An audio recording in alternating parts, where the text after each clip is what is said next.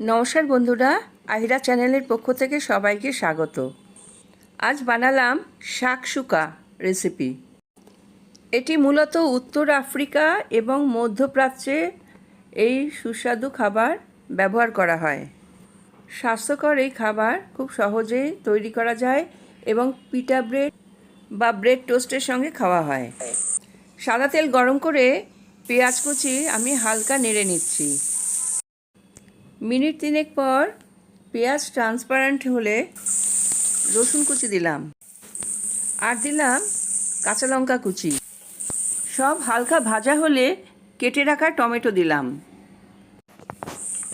Tomato হালকা নেড়ে নিচ্ছি আর এর মধ্যে অল্প লবণ দিলাম। লবণ দেওয়াতে টমেটো তাড়াতাড়ি নরম হয়ে যাবে। কম আঁচে ঢেকে দিলাম। টমেটো নরম হয়ে গেছে, এবার কেটে রাখা রেড বেল পেপার কুচি দিয়ে দিচ্ছি।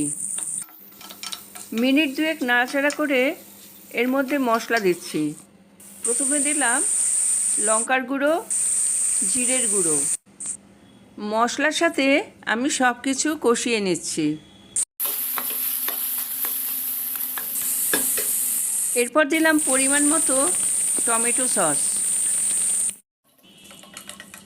এরপর মিনিট 2 আমি এগুলো সমস্ত ভালো করে মিশিয়ে রান্না করে নিলাম।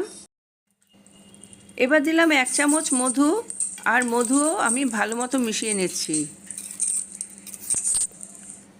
ভালো মতো কষানো হয়ে গেছে। এবার একটু করে ফাঁক করে 3টে ডিম আমি ভেঙে দিলাম।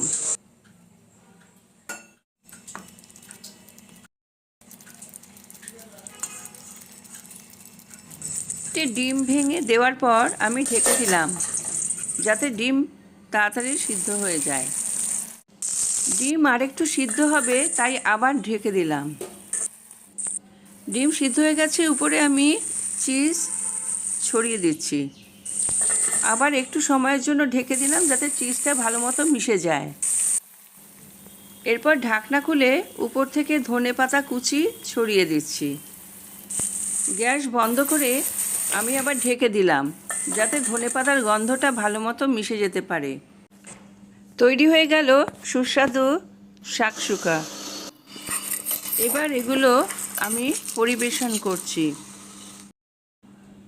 নতুন ধরনের একটা রেসিপি, যা কিনা খেতে ভালোই লাগে, যদিও আমাদের এখানে এই রেসিপি আমি আগে কখনো দেখিনি। আমার এই রেসিপি যদি ভালো লেগে থাকে তাহলে অবশ্যই কমেন্ট করে জানাবেন।